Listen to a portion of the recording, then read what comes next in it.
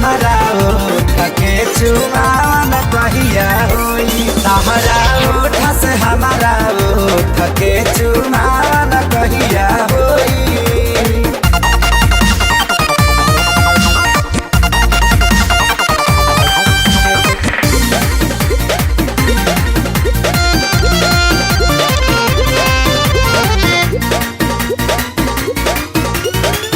तारा जाई बुरानी हमारा जैसन लइका बीच के दिलवा में फोटो धाला घींच के हो।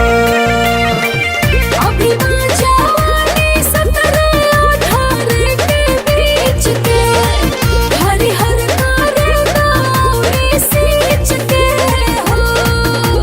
तबले तरतिया काटे के पारी अकेले सोए सोए।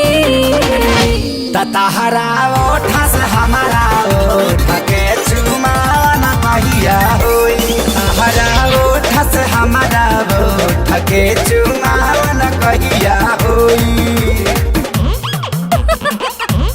अरे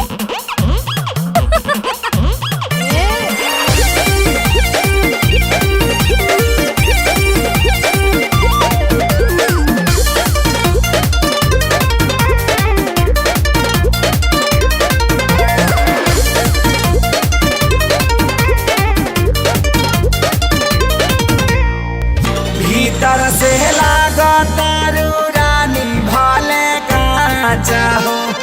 ऊपर से नई खुतू बाचा हो।